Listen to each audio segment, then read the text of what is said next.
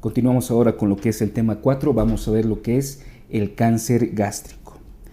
Definición y fisiopatología. No vale destacar que el cáncer gástrico que tenemos en la imagen constituye el segundo cáncer más frecuente en el tracto gastrointestinal. El primero es el cáncer de colon, el segundo es el cáncer gástrico.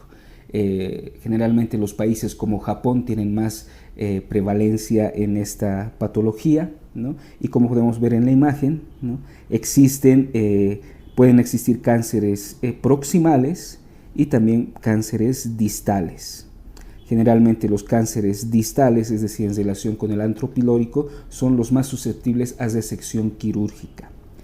El early cáncer se refiere a los cánceres que se diagnostican tempranamente y por esa razón solamente están abarcando lo que es la mucosa y submucosa. Generalmente en países como Japón se trata de encontrar a los pacientes que tengan este tipo de cáncer, un early cáncer, un cáncer temprano que solamente esté abarcando solamente la mucosa, ¿no? Para así poder realizar tratamientos más efectivos. Como vemos en la imagen, ¿no? Cáncer de estómago, ¿no? Puede ser diagnosticado también por estudios radiológicos como radiografías con bario y endoscopía principalmente. Bueno, histología.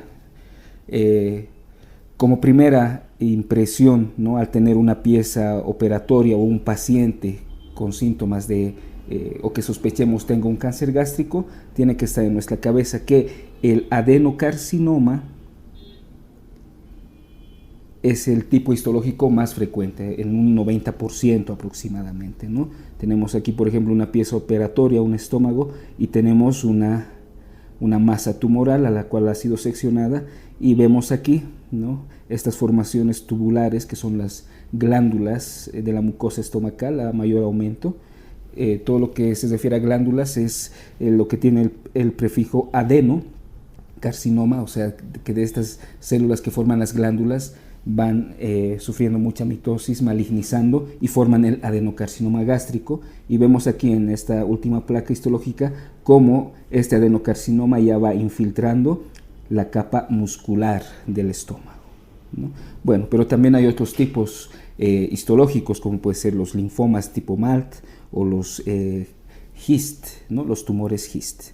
Bueno, dentro del adenocarcinoma en sí, que es el más frecuente, tenemos lo que es el tipo intestinal y el tipo difuso. El tipo intestinal vamos a decir que es el adenocarcinoma clásico, se presenta más en varones, ¿no? Está relacionado con lesiones premalignas como metaplasia, gastritis atrófica, ¿no? Y generalmente hay un estímulo nocivo crónico, ¿no? Que predispone a un adenocarcinoma de tipo intestinal. ¿Y en qué consiste un adenocarcinoma de tipo difuso? Ya su nombre indica que este tipo difuso tendrá un peor pronóstico, ¿no?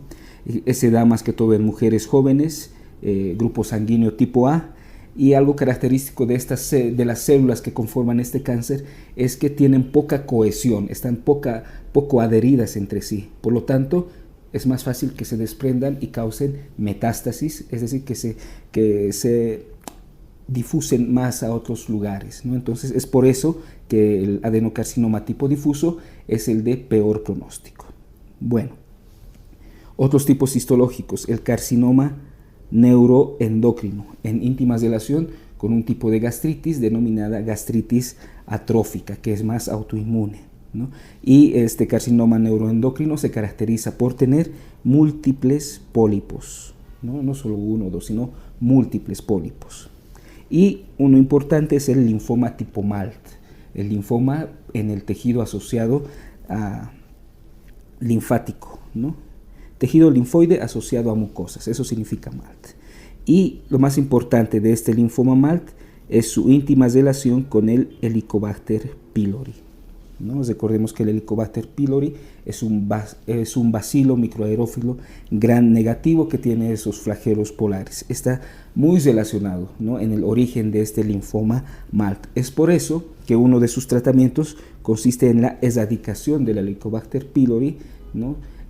Para prevenir, para que disminuya este linfoma, ¿no? Y de no ser posible, pues se trata con quimioterapia. Bueno, y aquí tenemos también otra imagen histológica donde podemos ver las famosas células en anillo de sello, muy características también de este cáncer gástrico, ¿no? Que también se pueden ir diseminando por otras regiones. Factores de riesgo a tomar en cuenta en los pacientes que sospechemos un cáncer gástrico. Factores ambientales, tenemos ahí alimentos ahumados, las comidas no refrigeradas, que no haya agua potable, ¿no? Los trabajadores del carbón y el hule, el tabaquismo.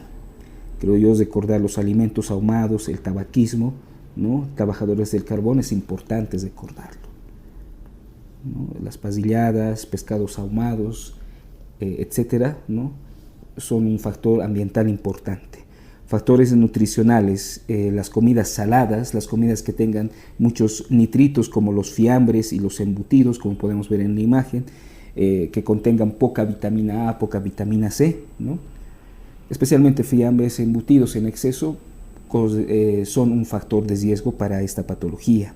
Factores sociales, se ha identificado mayor caso de cáncer gástrico en personas con nivel socioeconómico bajo y en fumadores, ¿no?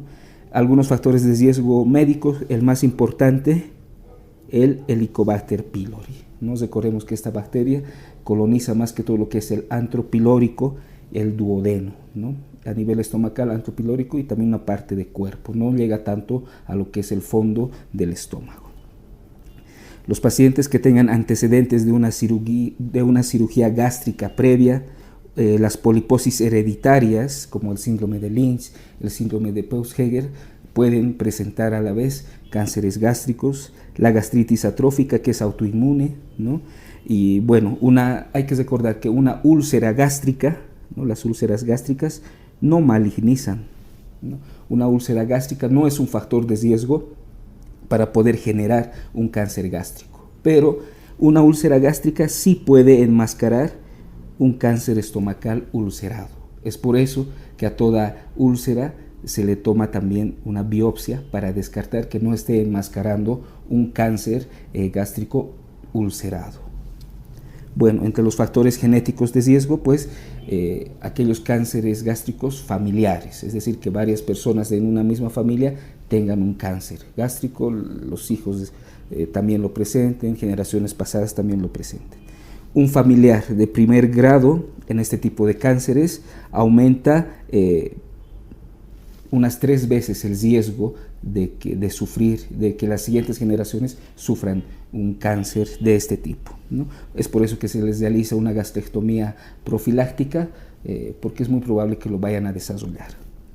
Y las mutaciones de la caderina E. La caderina E es una proteína de adhesión, ¿no? Que permite que estén unidas las células. Si hay mutaciones en esta molécula, pues la adhesión va a ser defectuosa y las células malignas pues van a poder diseminar más fácilmente. Entonces recuerden, alimentos ahumados, vemos en la imagen, ¿no? Los embutidos, el cigarrillo, el Helicobacter pylori, especialmente en relación con el linfoma MALT, y alteraciones hereditarias en aquellos casos de cáncer gástrico hereditario. Cuadro clínico. Si vemos la imagen, podemos ver que un cáncer gástrico, al encontrarse en una víscera hueca, ¿no? Generalmente no va a causar síntomas, ¿no? No causa síntomas, la mayoría de los pacientes son asintomáticos, ¿no? Y en caso ya de presentar algunos síntomas, generalmente pueden empezar con síntomas inespecíficos, anorexia, disminución de peso. Pero ya si los síntomas se hacen más notorios, ¿no? Ya nos encontramos directamente con un cáncer avanzado, en un estadio 3 o incluso en un estadio 4 ya metastatizado. Entonces, eso es muy importante tenerlo en cuenta, ¿no? ¿Y cuáles son los signos de alarma que nos presenta este tipo de cáncer? 1. Disfagia, vómitos y saciedad precoz. Es decir, eso ya ¿qué nos indicaría? Que es una masa de considerable volumen que está comprimiendo tal vez esófago, ¿no? O la entrada de los alimentos entre esófago y estómago, ¿no? Una masa que ocupa el mayor volumen dentro del estómago, por eso produce saciedad precoz. El malestar epigástrico y el dolor, el dolor ya nos indica que es un cáncer que está infiltrando a los nervios que irrigan esa víscera hueca, ¿no? Entonces ya es un dato muy importante de alarma. La hemorragia digestiva alta, ¿no? Es decir, eso nos indicaría que este tumor se está ulcerando y está causando una hemorragia. Generalmente cuando debutan con hemorragia digestiva alta se les hace una endoscopía, ¿no? Para ver el origen y gracias a esto también se pueden realizar diagnósticos tempranos, ¿no? Cuando un cáncer empieza a ulcerarse y sangrar, por la endoscopía realizada se lo puede diagnosticar tempranamente. Bueno, alguna afección importante a recordar: el tumor de Krukenberg. Es simplemente encontrar un adenocarcinoma gástrico, podemos ver en la imagen, ¿no? Esta es la última, donde tenemos aquí una pieza de un útero y unos ovarios aumentados de volumen, ¿no? En estos estudiados histológicamente se puede encontrar un adenocarcinoma gástrico, pero en tejido ovárico. Ese es el tumor de Krukenberg, es decir, que este adenocarcinoma llega hasta la cavidad peritoneal y puede implantarse a nivel de los ovarios. Otros datos clínicos, ¿no? Tenemos la ascitis tumoral, como vemos en la imagen, ¿no? Los ganglios de Birchhoff, Iris y María José. En este paciente, por ejemplo, tenemos un ganglio de Birchhoff, es un ganglio supraclavicular que está en relación con el cáncer gástrico, pero también con el cáncer de pulmón. Luego tenemos en algunos pacientes el ganglio de Iris, que se encuentra un ganglio hipertrófico a nivel de la axila izquierda. Y en la imagen un ganglio a nivel umbilical es el llamado ganglio de la hermana María José. También en relación nos indica una invasión de estos ganglios por un carcinoma gástrico. Diagnóstico.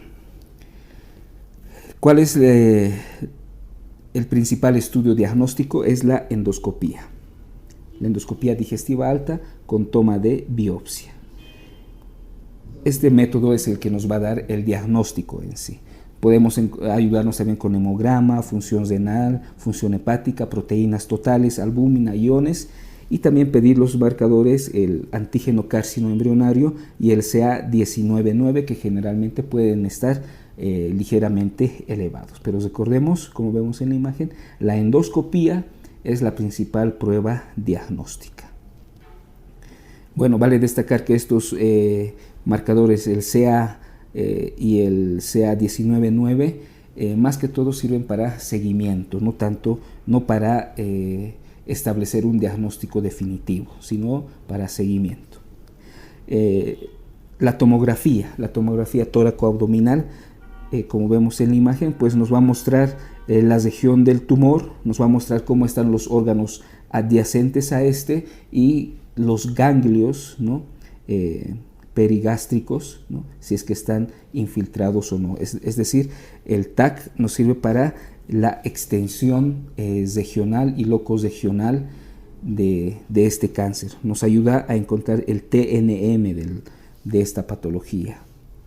Bueno, la ecoendoscopia, ¿no? De igual manera nos sirve para valorar la extensión, pero como vemos en la imagen es una ecografía que se realiza por vía endoscópica, entonces nos va a mostrar más imágenes en relación al tubo digestivo, las paredes estomacales, sus diferentes capas, los ganglios que están alrededor del órgano respectivo, ¿no?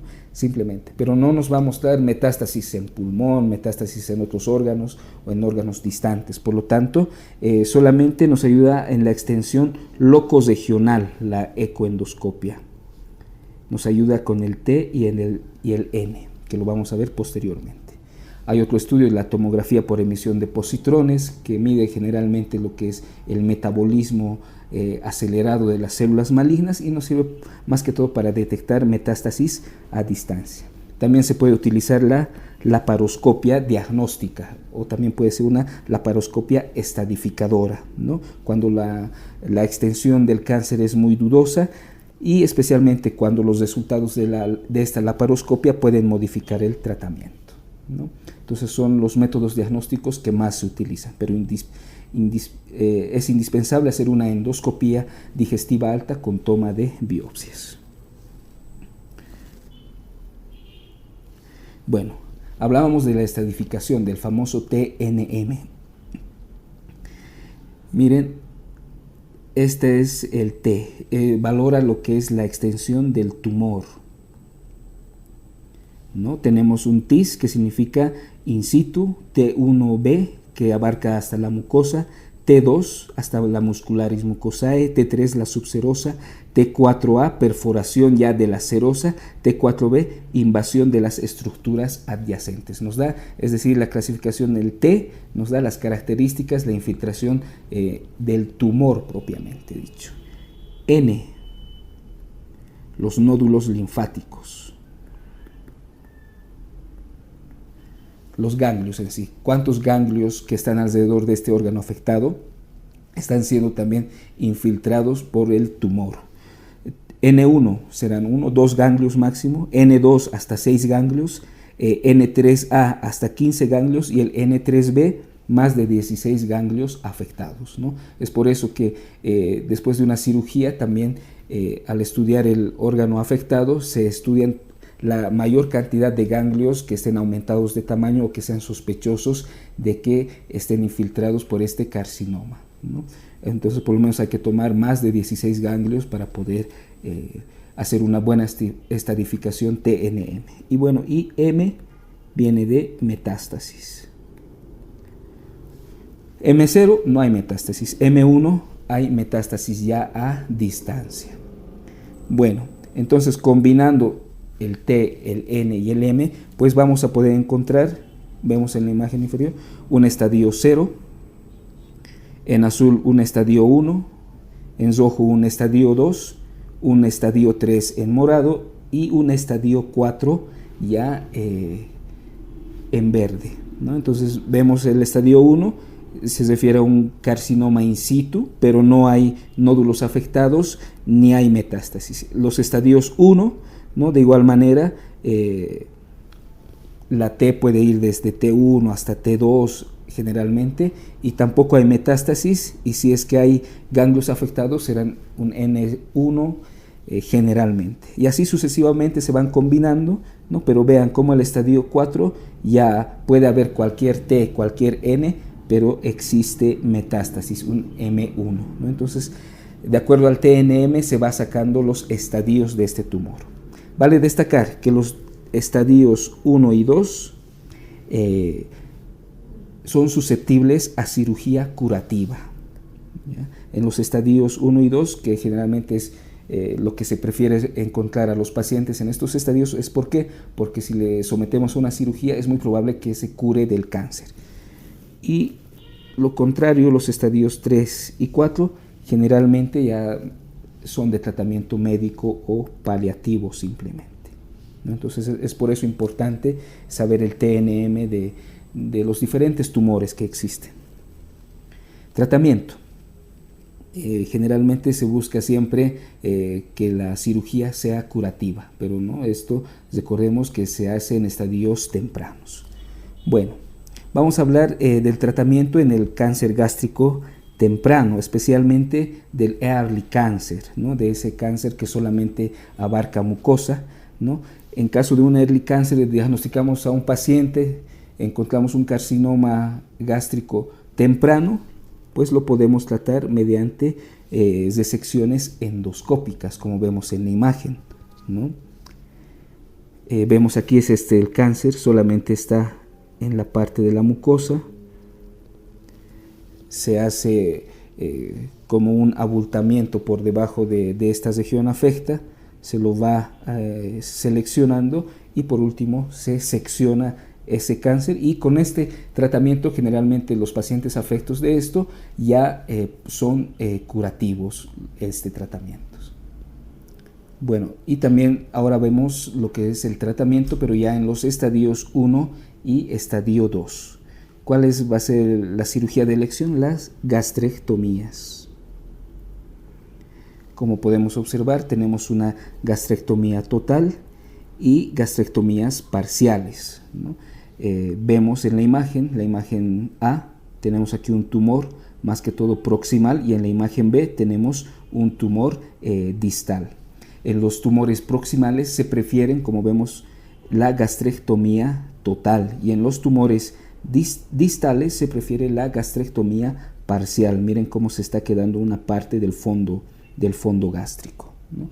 Esto puede venir acompañado de lo que es la técnica Billroth-II y especialmente la técnica en Y de Zaux, ¿no? Que es esta, como formar una Y con las asas intestinales que han quedado después de la gastrectomía, sea total o parcial.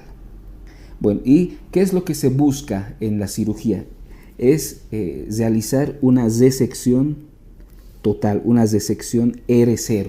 ¿Y cómo se define lograr una resección R0? Cuando se obtienen los márgenes de la pieza que se ha obtenido, los márgenes, en esos márgenes hay tejido sano por lo menos de unos 5 centímetros, ¿no? Y el lavado peritoneal sale negativo. Entonces, unos márgenes libres de tumor, por lo menos unos 5 centímetros. El lavado peritoneal que salga negativo para células malignas, se dice que esa cirugía ha logrado una resección R0, ¿no? Es importante valorar los ganglios perigástricos, ¿no? Como hemos visto en la clasificación TNM, ¿no?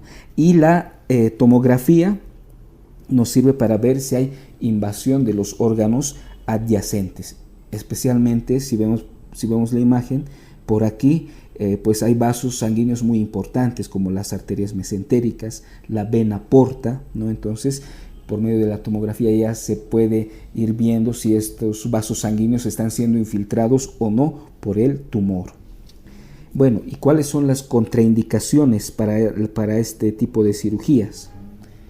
Que ya el tumor haya invadido lo que es la vena porta o la vena mesentérica, ahí ya no se puede realizar la cirugía. Carcinomatosis peritoneal, es decir, cuando el tumor ya ha llegado a invadir, a infiltrarse lo que es el peritoneo, y esto generalmente causa una ascitis maligna, ¿no?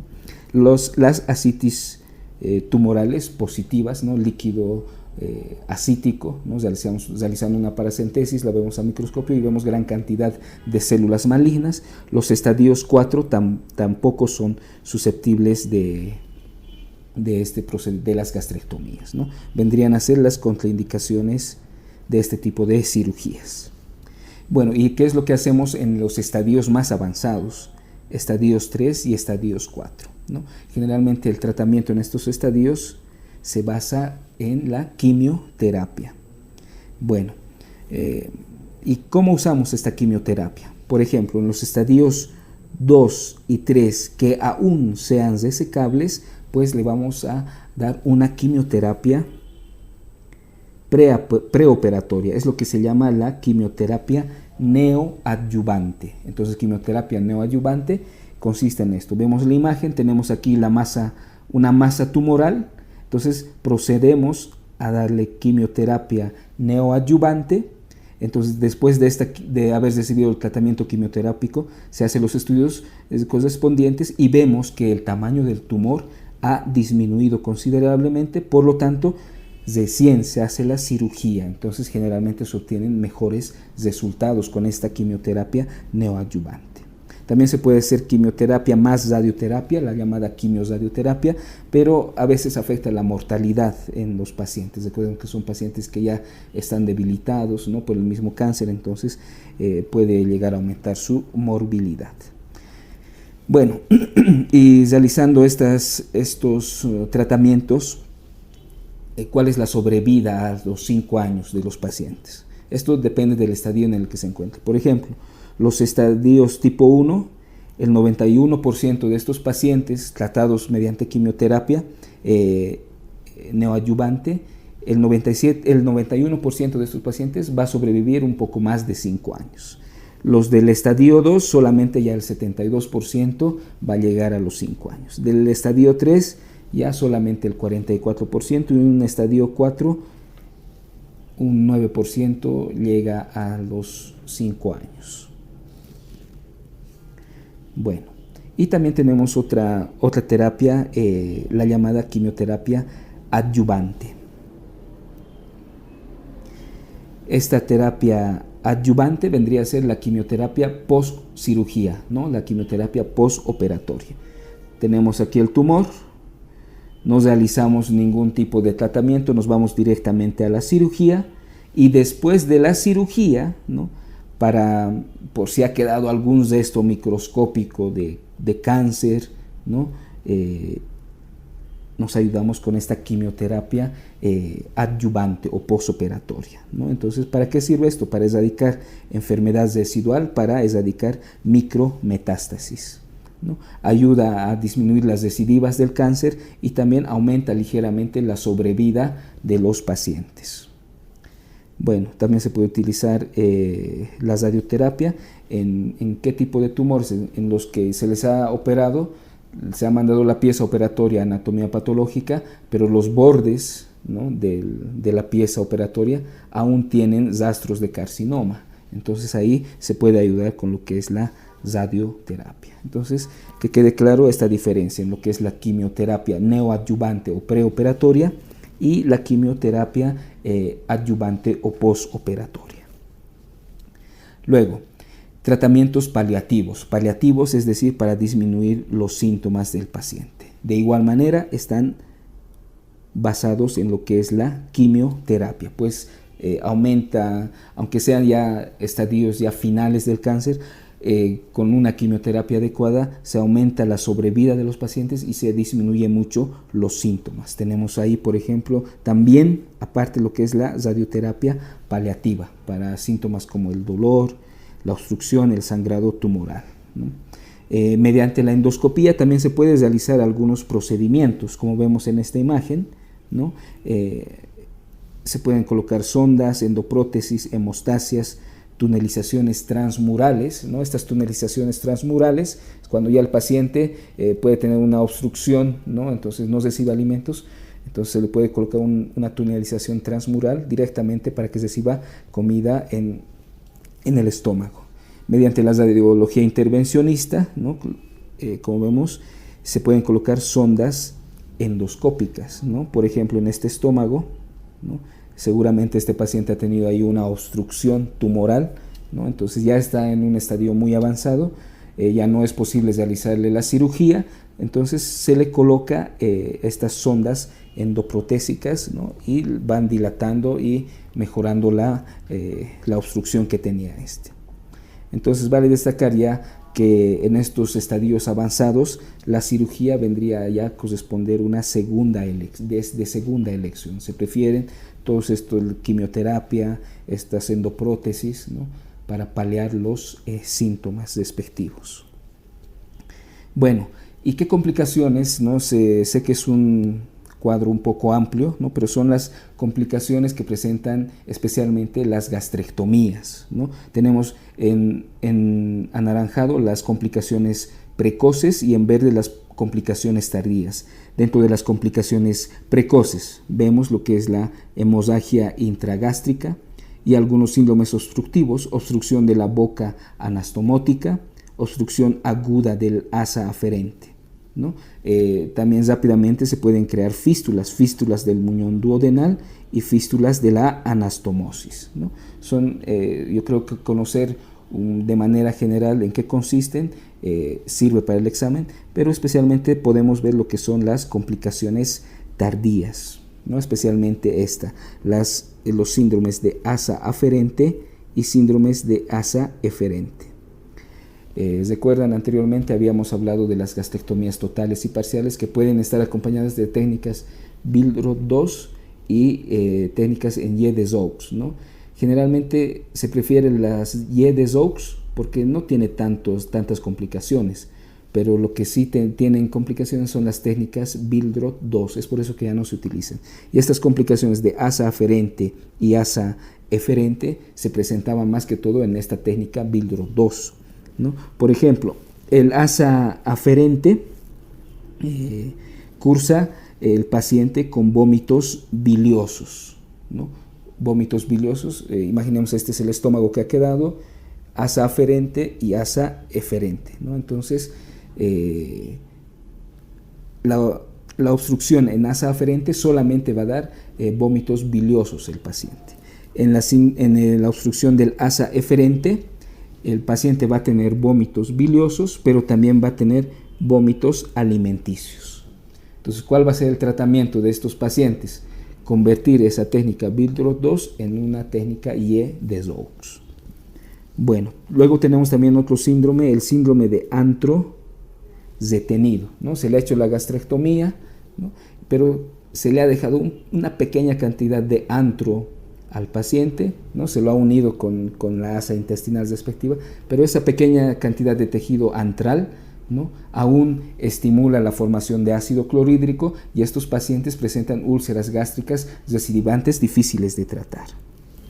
Algunos síndromes fisiológicos, el síndrome de dumping o de vaciamiento precoz, ¿no?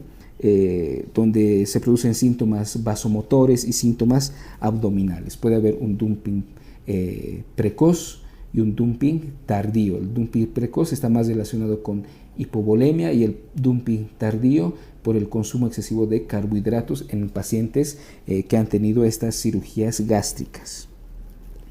La gastritis por reflujo biliar, complicaciones de la vagotomía, ¿no? Si recordamos un poco, ya lo hemos visto, lo que es la vagotomía troncular y la vagotomía supraselectiva.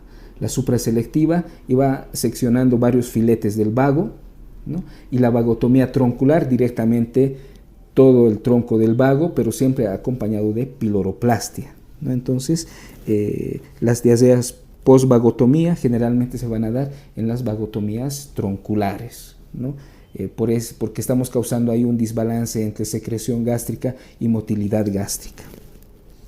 Las colelitiasis también es importante recordarlas y las diferentes. Entonces esto vendría a ser lo principal de estas complicaciones que pueden preguntarles tal vez en el examen. Muy bien, entonces todo lo anterior que hayamos visto está más que todo en relación con el adenocarcinoma gástrico, ya sea proximal, distal, ¿no? Su forma de diagnóstico, la clínica que pueden obtener. Bueno, y ahora vamos a ver rápidamente algunos otros tipos de cáncer gástrico, especialmente el linfoma tipo MALT. ¿Qué es lo que me tengo que recordar del linfoma tipo MALT? Que es un linfoma no Hodgkin de estirpe B, es decir, lo que va a caracterizar es que en este carcinoma vamos a ver, como vemos en la placa histológica de aquí abajo, full linfocitos. Los linfocitos de tipo B van a causar este linfoma. ¿Qué más me tengo que recordar? Que está en relación con lo que es la Helicobacter pylori. Para su diagnóstico, de igual manera, endoscopía más biopsia, la tomografía nos va a dar el TNM, es decir, la extensión, ¿no? Y vale destacar que los estadios localizados de bajo grado, ¿no? Los linfomas tipo MALT de bajo grado, ¿no? Por esa relación con el Helicobacter positivo se puede dar en estos pacientes la terapia erradicadora, una triple terapia, una cuádruple terapia, y generalmente pues responden bien. Incluso se han dado remisiones completas con ese tratamiento erradicador, ¿no? Incluso si es que no hay una remisión completa, pues facilita mucho la cirugía, ¿no? Bueno, y en estadios localizados pero de alto grado, pues se realiza generalmente cirugía o quimioterapia. Entonces, conviene encontrar un linfoma tipo MALT en estadios tempranos. Los tumores GIST. ¿Qué significa GIST? Tumor del estroma gastrointestinal, ¿no? Tumor del estroma gastrointestinal. Hablo de estroma, ya me voy directamente no a la mucosa, sino un poco más abajo. Su mucosa, capa muscular principalmente, ¿no? Entonces, el primer lugar donde aparecen estos tumores del estroma gastrointestinal son en el estómago y en segundo lugar el intestino. Se pueden romper, sí, y causar hemorragia digestiva, ¿no? Ya si se rompen esto a luz intestinal, pero pueden causar hemorragia peritoneal si es que se rompen hacia la cavidad abdominal. ¿De dónde se originan este tipo de tumor? De las células intersticiales de Cajal, que están en el plexo mientérico. Esas células son las que originan este tipo de cáncer. Hay un marcador histoquímico, ¿no? Como vemos en esta imagen, que tiene de una coloración rojiza y anaranjada, es el marcador CD117, ¿no? Característico también del músculo liso. ¿Qué gen se muta en estos GIST? El gen c-KIT. Si es un GIST benigno, se puede realizar cirugía con el riesgo de que corra recidiva. Y esto es muy importante, si es un GIST avanzado, pues existe ahora un medicamento que se lo utiliza como neoadyuvancia, es el imatinib mesilato, ¿no?, que modifica el pronóstico de los pacientes. Entonces, un GIST, células intersticiales de Cajal, CD117, alteración del gen c-KIT, y hay un medicamento en los GIST avanzados que se puede utilizar, es el imatinib mesilato. Y bueno, este sería el resumen de lo que es este tema sobre el cáncer gástrico. Espero les sirva para su estudio.